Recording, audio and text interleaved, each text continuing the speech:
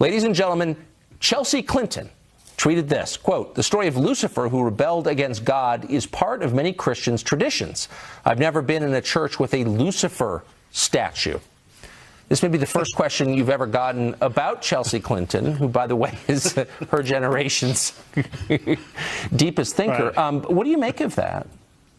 Well, I don't think she's very sound on either the theology or the history, because there actually is quite a lot of satanic iconography throughout the history of the Christian church. And indeed, these days, whenever certain liberal groups discover that there's a nativity scene on public land, they petition for a satanic scene to be included with it. I think there was a famous one in Detroit a couple of years ago. But just to stick with Chelsea's analogy, if the Confederacy is satanic, the church, and I'm just running with this because Chelsea's thought popped into my head, then the Church of Satan is the Democratic Party. The Democrats were the biggest institutional supporters of slavery on the planet in the 19th century. Of course. And they're the only ones to have survived into the 21st century. If you look at other racist parties, the National Party of South Africa changed its name 3 times and then completely expired.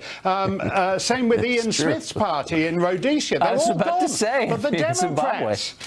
And her father, her very own father, presided over one of the great, just 7 years ago, at the funeral of one of the great satanic archbishops, whom you mentioned the other night, Robert C. Byrd. You know, never mind guys who've been dead for 150 years, if you land in West Virginia, everything in the state is named after Robert C. Byrd. You ask directions, they say, well, you come out of Robert C. Byrd Airport, you hang a left on Robert C. Byrd Parkway, turn right after the Robert C. Byrd Art Center. Then when you get to the Robert C. Byrd Science Museum, he was, and Bill Clinton said, well, you know, yes, he had a little bit of a flirtation with the Klan, but he did what he had to do to get elected. We've all been there. Let me just read you what Byrd said. I don't want to get this quote wrong. I'd rather, quote, see old glory trampled in the dirt, never to rise again, than to see this beloved land of ours become degraded by race mongrels, a throwback to the blackest specimen from the wilds. This is not a young man.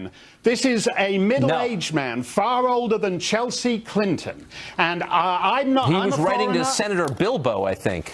That's right, and I'm a foreigner, so I can't tell a Grand Kleagle from a Grand Cyclops, from a Grand Kazoo, from a Grand Wazoo.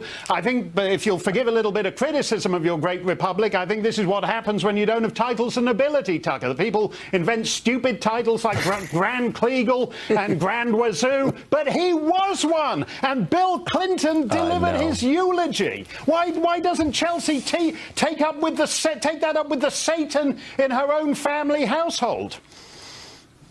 Because they're good people, Mark. Unlike you and me, they're just good people. That's right. Thank you for joining. That's right. Thank you for joining us tonight.